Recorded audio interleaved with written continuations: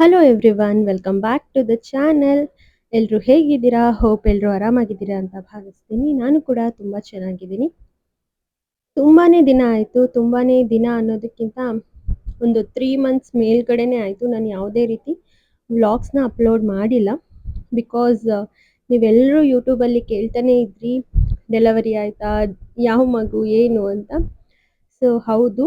So ನಂದು delivery ಆಗಿರೋದ್ರಿಂದ ನಾನು ವ್ಲಾಗ್ಸ್‌ನ ಮಾಡೋದಕ್ಕೆ ಆಗಲಿಲ್ಲ. ತುಂಬ ಆಸೆ ಇಟ್ಕೊಂಡಿದ್ದೆ ಮಾಡಬೇಕು ಅಂತ. ಬಟ್ ರೆಸ್ಟಲ್ಲಿ ಇರಬೇಕಾಯಿತು. ಹಾಗಾಗಿ ನಾನು ಇಷ್ಟು ದಿನ ಬ್ರೇಕ್ ತಗೊಂಡೆ. ಇನ್ಮೇಲಿಂದ ಕಂಟಿನ್ಯೂ ಆಗಿ ವ್ಲಾಗ್ಸ್‌ನ ಅಪ್ಲೋಡ್ ಮಾಡಬೇಕು ಅಂತ ಅಂದ್ಕೊಂಡಿದ್ದೀನಿ. ಸೊ ಇಷ್ಟು ದಿನ ನನಗೆ ತುಂಬಾನೇ ಸಪೋರ್ಟ್ ಮಾಡಿದ್ದೀರಾ. ನನ್ನ ಒಂದು ಯೂಟ್ಯೂಬ್ ಜರ್ನಿಯಲ್ಲಿ ಪ್ರತಿಯೊಂದರಲ್ಲೂ ಕೂಡ ತುಂಬ ಒಳ್ಳೆ ಕಾಮೆಂಟ್ಸ್ ಮಾಡಿ, ತುಂಬ ಒಂದು ಫ್ಯಾಮಿಲಿ ರೀತಿ ನೀವು ನನಗೆ ತುಂಬಾನೇ ಸಪೋರ್ಟ್ ಮಾಡಿದ್ದೀರಾ. ಇನ್ನು ಮುಂದೆ ಕೂಡ ಹಾಗೆ ಸಪೋರ್ಟ್ ಮಾಡ್ತೀರಾ ಅಂತ ಭಾವಿಸ್ತೀನಿ. ಇನ್ನು ಇವತ್ತಿನ ವ್ಲಾಗ್ ಬಂದ್ಬಿಟ್ಟು ಇದು ನನ್ನ mom to be vlog. So ಎಲ್ರಿಗೂ ಒಂದು ಆಸೆ ಇರುತ್ತೆ ಸೀಮಂತ ಮಾಡ್ಕೋಬೇಕು ಅಂತ. ಬಟ್ ನನ್ನ ಲೈಫಲ್ಲಿ ನನಗೆ ಸೀಮಂತ ಕೂಡ ಆಗಲಿಲ್ಲ. ಅದು ಯಾಕೆ ಏನು ಅಂತ ನಾನು ನೆಕ್ಸ್ಟ್ ವ್ಲಾಗಲ್ಲಿ ಎಕ್ಸ್‌ಪ್ಲೇನ್ ಮಾಡ್ತೀನಿ. ಅದು ನನ್ನ ಮನಸ್ಸಿಗೆ ತುಂಬಾನೇ ಬೇಜಾರು ತಂದುಕೊಟ್ಟಿದೆ. ನನಗೆ ಸೀಮಂತ ಮಾಡಿಸ್ಕೋಬೇಕಂತ ತುಂಬ ಆಸೆ ಇತ್ತು. ಬಟ್ ಆಗಲಿಲ್ಲ. ಇಟ್ಸ್ ಓಕೆ ಅಂತೇಳಿ ಮಾಮ್ ಟು ಬಿನಾದರೂ ಮಾಡೋಣ ಅಂತ ನನ್ನ ಹಸ್ಬೆಂಡು ಪ್ಲ್ಯಾನ್ ಮಾಡಿದ್ರು. ಟ್ಯೂಷನ್ ಮಕ್ಕಳು ಎಲ್ಲರೂ ಬರ್ತಾ ಇದ್ರಲ್ವ, ಸೊ ಅವ್ರನ್ನೆಲ್ರೂ ಇನ್ವೈಟ್ ಮಾಡೋಣ ಅಂತೇಳಿ. ಸೊ ಅವರು ಪ್ಲ್ಯಾನ್ ಮಾಡಿ ಕೇಕ್ ಎಲ್ಲ ಕಸ್ಟಮೈಸ್ ಮಾಡಿಸಿ ನಿನಗೆ ಮಾಮ್ ಟು ಬಿ ಆ್ಯಕ್ಚುಲಿ ನನಗೆ ತುಂಬ ಕ್ಲೋಸ್ ಫ್ರೆಂಡ್ಸ್ ಅಂತ ಯಾರೂ ಇಲ್ಲ. ಹಾಗಾಗಿ ಯಾರೂ ಮಾಡಿರಲಿಲ್ಲ. ಇನ್ನು ನನ್ನ ಸಿಸ್ಟರ್ ಕೂಡ ಅವಳದು ಎಕ್ಸಾಮ್ಸ್ ಬ್ಯುಸಿಯಲ್ಲಿರೋದ್ರಿಂದ ಅವಳು ಕೂಡ ಮಾಡಲಿಲ್ಲ. ಮಾಮ್ ಟು ಬಿ ಯಾರೂ ಮಾಡಿಲ್ಲ ಅಂತ ನಾನು ತುಂಬ ಬೇಜಾರು ಮಾಡ್ಕೊಳ್ತಾ ಇದ್ದೆ ಯಾವಾಗ್ಲೂ ಕೂಡ. ಹಾಗಾಗಿ ನನ್ನ ಹಸ್ಬೆಂಡು ಓಕೆ ನಾನೇ ಮಾಡ್ತೀನಿ ಅಂತೇಳಿ ಮಾಮ್ ಟು ಬಿ ಫಂಕ್ಷನ್ನ ಸಿಂಪಲ್ಲಾಗಿ ಇಟ್ಕೊಂಡಿದ್ವಿ. ಮನೆಯಲ್ಲೇ ಈ ರೀತಿ ಬಲೂನ್ಸ್ ತೊಗೊಂಬಂದು ಡೆಕೋರೇಟ್ ಮಾಡಿ ಸಿಂಪಲ್ಲಾಗಿ ಮಾಮ್ ಟು ಬಿನ ಮಾಡ್ಕೊಳ್ತಾ ಇದ್ದೀವಿ.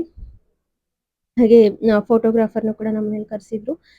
ಇದೆಲ್ಲ ಮೆಮೊರೇಬಲ್ ಮೊಮೆಂಟ್ಸ್. ಸೊ ಫೋಟೋಸ್ ಇರಲಿ ಅಂತೇಳಿ ಸೊ ನಮ್ಮ ಮಮ್ಮಿ ಫೋಟೋಗ್ರಾಫರ್‌ನು ಕೂಡ ಕರೆಸಿದ್ರು. ಹಾಗಾಗಿ ಫೋಟೋ ತೆಗೆಸ್ಕೊಳ್ತಾ ಇದ್ವಿ. ಸೊ ಇದು ಬಂದ್ಬಿಟ್ಟು ನನ್ನ 8th ಮಂತ್ ಪ್ರೆಗ್ನೆನ್ಸಿ. ಅಂದರೆ 8th ಮಂತಲ್ಲಿ ಲಾಸ್ಟ್ ವೀಕಲ್ಲಿ ನಾವು ಮಾಮ್ ಟು ಬಿನ ಮಾಡ್ಕೊಂಡಿದ್ದು. ನಾನು ಡೈಲಿ ತುಂಬಾನೇ ಲೂಸ್ ಆಗಿರೋವಂಥ ಕ್ಲಾತ್ಸ್‌ನ ವೇರ್ ಮಾಡಿರೋದು ಪ್ರೆಗ್ನೆನ್ಸಿಯಲ್ಲಿ. ಹಾಗಾಗಿ ನನ್ನ ಬಂಪ್ ಕಾಣ್ತಾ ಇರಲಿಲ್ಲ ಜಾಸ್ತಿ ಯಾರಿಗೂನು. ಬಟ್ ನನಗೆ ತುಂಬಾನೇ ಇತ್ತು ಹೊಟ್ಟೆ ಅಂತಲೇ ಹೇಳ್ಬೋದು. ನನಗೂ ಕೂಡ ಅವತ್ತೇ ಗೊತ್ತಾಗಿದ್ದು. ಆ್ಯಕ್ಚುಲಿ ನಾನು ವೆಯ್ಟ್ ಲಾಸ್ ಆಗಿದ್ದೆ ಪ್ರೆಗ್ನೆನ್ಸಿಯಲ್ಲಿ. ಒಂದು 5 ಕೆಜಿಯಷ್ಟು ವೆಯ್ಟ್ ಲಾಸ್ ಆಗಿದ್ದೆ 5 ಮಂತ್‌ವರೆಗೂ. ಅದಾದಮೇಲಿಂದ ನಾನು ಒಂದು 3 ಕೆಜಿ ಜಾಸ್ತಿ ಆಗಿದ್ದೀನಿ ಅಷ್ಟೇ. ಅದು ಬಂದುಬಿಟ್ಟು baby weight, placenta baby weight ಅಂತ ಅನಿಸುತ್ತೆ. ನಾನು ವೆಯ್ಟ್ ಲಾಸೇ ಆಗಿರೋದು ಪ್ರೆಗ್ನೆನ್ಸಿಯಲ್ಲಿ. ನನಗೆ ಬಾಯ್ ಬೇಬಿ ಸಿಮ್ಟಮ್ಸೇ ಜಾಸ್ತಿ ಇದ್ದಿದ್ದು. ಆ್ಯಂಡ್ ನನಗೆ ಆಗಿರೋದು ಕೂಡ ಬಾಯ್ ಬೇಬಿ. ನೀವೆಲ್ಲರೂ ಕೇಳ್ತಾ ಇದ್ರಿ ಯಾವ ಮಗು ಆಯಿತು ಏನು ಅಂತ. ಸೊ ನಂದು ಸಿ ಸೆಕ್ಷನ್ ಡೆಲಿವರಿನಾ ನಾರ್ಮಲ್ ಡೆಲಿವರಿನಾ ಹೇಗಿತ್ತು ನನ್ನ ಡೆಲಿವರಿ ಎಕ್ಸ್ಪೀರಿಯನ್ಸ್ ಅಂತ ನಾನು ನೆಕ್ಸ್ಟ್ ವ್ಲಾಗ್ಸಲ್ಲಿ ಹೇಳ್ತಾ ಹೋಗ್ತೀನಿ. ಆ್ಯಂಡ್ ಬಾಯ್ ಬೇಬಿ ಸಿಮ್ಟಮ್ಸ್ ನನಗೆ ಏನೆಲ್ಲ ಇತ್ತು ಅಂತ ನಿಮಗೇನಾದರೂ ಬೇಕಿದ್ದರೆ ಕಾಮೆಂಟ್ ಸೆಕ್ಷನಲ್ಲಿ ತಿಳಿಸಿ. ಇನ್ನು ನಮ್ಮ ಮನೇಲೆಲ್ಲ ಯಾವ ಮಗು ಎಕ್ಸ್ಪೆಕ್ಟ್ ಮಾಡ್ತಾಯಿದ್ರು, ನನಗೆ ಯಾವ ಮಗು ಇಷ್ಟ ಆಯಿತು ಅಂತ ಅಂದರೆ ನನಗೆ ಫಸ್ಟಿಂದನೂ ಗರ್ಲ್ ಬೇಬಿ ಆಗಬೇಕು ಅಂತ ತುಂಬಾ ಆಸೆ ಇತ್ತು. ನನಗೆ ಹೆಣ್ಮಕ್ಳು ಅಂದರೆ ತುಂಬ ಇಷ್ಟ. ಬಿಕಾಸ್ ಕ್ಯೂಟಾಗಿ ಡ್ರೆಸ್ ಮಾಡ್ಬೋದು ಆ್ಯಂಡ್ ಹೆಣ್ಮಕ್ಳು ಹೇಳಿದ ಮಾತೆಲ್ಲ ಕೇಳ್ತಾರೆ ಅನ್ನೋ ಒಂದು ನಂಬಿಕೆ ನನಗೆ. ಸೊ ಹಾಗಾಗಿ ಹೆಣ್ಮಗು ಆಗಬೇಕು ಅಂತ ತುಂಬಾ ಆಸೆ ಇತ್ತು. ಬಟ್ ನಮ್ಮ ಮನೆಯಲ್ಲಿ ಎಲ್ರಿಗೂ ಕೂಡ ಬಾಯ್ ಬೇಬಿ ಅಂದರೆ ತುಂಬ ಆಸೆ ಇತ್ತು. ಇವನ್ ನನ್ನ ಹಸ್ಬೆಂಡ್ಗೂ ಕೂಡ ಹೇಳೋದಾದರೆ ಅವ್ರಿಗೂ ಕೂಡ ಬಾಯ್ ಬೇಬಿ ಬೇಕಿತ್ತು. ಅವರು ಕೂಡ ಬಾಯ್ ಬೇಬಿನೇ ಎಕ್ಸ್ಪೆಕ್ಟ್ ಮಾಡ್ತಾಯಿದ್ರು. ನನಗೆ ಬಾಯ್ ಬೇಬಿ ಮೇಲೆ ಆಸೆ ಇದೆ ಅಂತ. ಎಲ್ಲರೂ ಕೂಡ ಹಸ್ಬೆಂಡ್ ಗರ್ಲ್ ಬೇಬಿ ಬೇಕು ಆ್ಯಂಡ್ ವೈಫು ಬಾಯ್ ಬೇಕು ಅಂತ ಅಂದರೆ ನಮ್ಮದು ಉಲ್ಟಾ ಕೇಸ್ ಇದೆ ಆ್ಯಕ್ಚುಲಿ.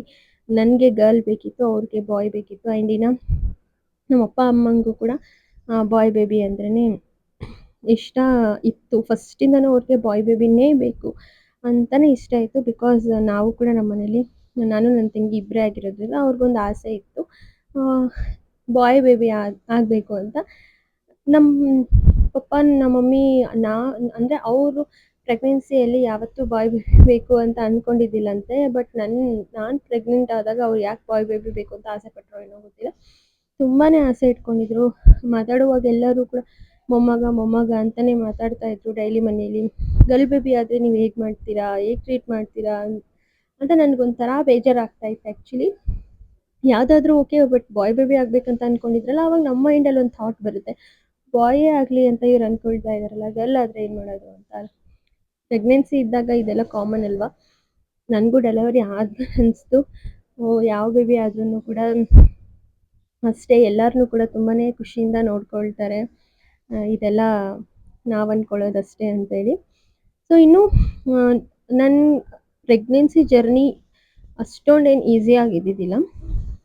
ನನ್ನ ಪ್ರೆಗ್ನೆನ್ಸಿ ಜರ್ನಿಯಲ್ಲೂ ಕೂಡ ನಾನು ತುಂಬಾ ಸ್ಟ್ರಗಲ್ಸ್ನ ಅನುಭವಿಸಿದ್ದೀನಿ, ಫೇಸ್ ಮಾಡಿದ್ದೀನಿ. ಹಾಗಾಗಿ ನಾನು ತುಂಬಾ ಕೇರ್ಫುಲ್ ಆಗಿದ್ದೆ, ಎಲ್ಲೂ ಜರ್ನಿ ಮಾಡಿಲ್ಲ. ಈವನ್ ನನ್ನ ಎಕ್ಸಾಮ್ಸಿಗೂ ಕೂಡ ನಾನು ಹೋಗೋಕ್ಕಾಗಲಿಲ್ಲ. ಬಿಕಾಸ್ ನನಗೆ ಡಾಕ್ಟರ್ ಸ್ಟ್ರಿಕ್ಟಾಗೇ ವಾರ್ನ್ ಮಾಡಿದ್ರು, ಜರ್ನಿ ಎಲ್ಲ ಮಾಡೋಂಗಿಲ್ಲ ಅಂತ. ಅದು ಕೂಡ ಯಾಕೆ ಏನು ಅಂತ ನಾನು ನೆಕ್ಸ್ಟ್ ಬ್ಲಾಗ್ಸಲ್ಲಿ ತಿಳಿಸ್ತೀನಿ. ಹಾಗಾಗಿ ತುಂಬ ಹುಷಾರಾಗಿದ್ದೆ. ಆ್ಯಂಡ್ 9th ಮಂತಲ್ಲಿ ನಾನು ಮೆಟರ್ನಿಟಿ ಶೂಟ್ ಕೂಡ ಇಟ್ಕೊಂಡಿದ್ದಿಲ್ಲ. ಬಿಕಾಸ್ 9th ಮಂತಿಗೆ ಬಿದ್ದ ತಕ್ಷಣ ಎಲ್ಲಿ ಡೆಲಿವರಿ ಆಗಿಬಿಡುತ್ತೋ ಅನ್ನೋ ಒಂದು ಭಯ ನನಗೆ ತುಂಬ ಇತ್ತು. ಹಾಗಾಗಿ ಅದು ಮಿಸ್ ಆಗಬಾರ್ದು ಅಂತ ನಾನು 7th ಮಂತಲ್ಲೇ ನಾನು ಫೋಟೋಶೂಟ್ ಕೂಡ ಮಾಡಿಸಿದ್ದೆ. ಬಿಕಾಸ್ ನಂದು ಬೇಬಿ ಬಂಪ್ ಇತ್ತು ಆಲ್ರೆಡಿ. ತುಂಬ ಜನ ಹೊಟ್ಟೆ ಅಷ್ಟು ಬಂದಿರಲ್ಲ, ಹಾಗಾಗಿ 9th ಮಂತಲ್ಲಿ ಮಾಡಿಸ್ತಾರೆ. ನಂದು ಆಲ್ರೆಡಿ ಬಂಪ್ ಕಾಣ್ತಾ ಇತ್ತು, ಹಾಗಾಗಿ ನಾನು 7th ಮಂತಲ್ಲೇ ನಾನು ಫೋಟೋಶೂಟ್ನ ಮಾಡಿಸ್ಕೊಂಡೆ. ಅದು ಎಲ್ಲ ಮುಗಿದು ಇನ್ನು 8th ಮಂತಲ್ಲಿ ನಾನು ಮಾಮ್ ಟು ಬಿ ಕೂಡ ಮಾಡ್ಕೊಂಡಿದ್ದು.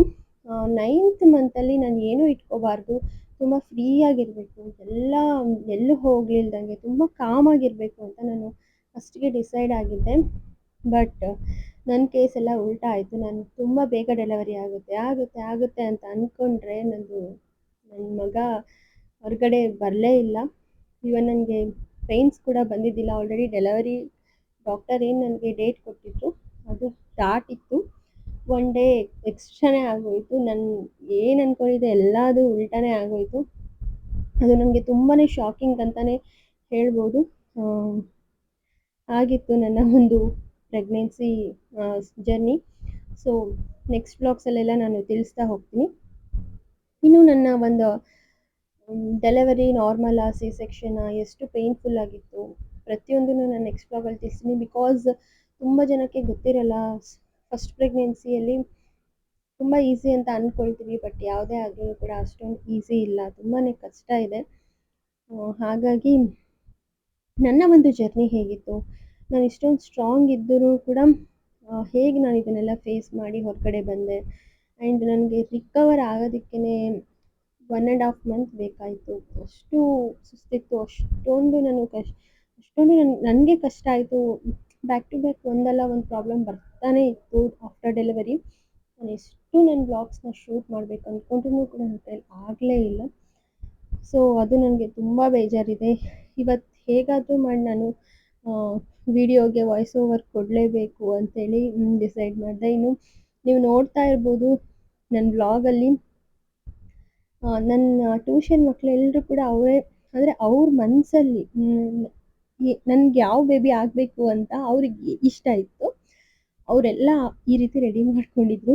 ಟ್ಯೂಷನಿಗೆ ಬಂದ ಮೇಲೆ ತುಂಬ ಅಂದರೆ ತುಂಬ ಖುಷಿಯಾಗುತ್ತೆ. ಅವರು ಎಷ್ಟೊಂದು ಟ್ಯೂಷನ್ ಮಕ್ಕಳು ಓಟ್ ಆ್ಯಕ್ಚುಲಿ ಯಾವ ಬೇಬಿಗೆ ಜಾಸ್ತಿ ಬಂದಿದೆ, ಮಕ್ಕಳು ಮನಸ್ಸು ದೇವ್ರಿಗೆ ಸಮ ಅಂತ ಹೇಳ್ತಾರೆ. ನೀವೇ ನೋಡ್ಬೋದು ಮಕ್ಕಳೆಲ್ಲರೂ ಯಾರಿಗೆ ಜಾಸ್ತಿ ಓಟ್ ಹಾಕಿದ್ದಾರೆ ಅಂತ. ಇನ್ನು ನಮ್ಮನೇಲಿ ನೋಡ್ಬೋದು, ನಾನು ಒಬ್ಬಳೇ ಗರ್ಲ್ ಬೇಬಿಗೆ ಓಟ್ ಹಾಕ್ತಾ ಇರೋದು. ಇನ್ನು ನನ್ನ ಹಸ್ಬೆಂಡು, ನಮ್ಮ ಮಮ್ಮಿ ಡ್ಯಾಡಿ 3 ಜನನೂ ಕೂಡ ಐ ಓಟ್ ಬಾಯ್ ಅಂತಲೇ ಇಟ್ಕೊಂಡಿದ್ದಾರೆ. ನಾನು ಒಬ್ಬಳೇ ಗರ್ಲ್ ಬೇಬಿಗೆ. ಈಗಲೂ ಕೂಡ ಅನಿಸುತ್ತೆ ನನಗೊಂದು ಹೆಣ್ಮಗು ಹಾಗಿದ್ರೆ ಎಷ್ಟು ಚೆನ್ನಾಗಿರ್ತಿತ್ತಲ್ವ ಅಂತೇಳಿ. ಬಟ್ ನಮ್ಮ ಮನೆಯಲ್ಲಿ ಗಂಡ್ಮಗು ಆಗಿರೋದು ತುಂಬಾ ಖುಷಿ ಇದೆ. ಓಕೆ ಬಿಡು ಹೋಗಲಿ, ನನ್ನೊಬ್ಬಳು ಖುಷಿಯಿಂದ ಏನು ಮಾಡೋದು, ಫ್ಯಾಮಿಲಿಯಲ್ಲಿ ಎಲ್ಲರೂ ಖುಷಿಯಾಗಿದ್ದಾರಲ್ಲ ಅಂತೇಳಿ ಅಂದ್ಕೊಂಡೆ.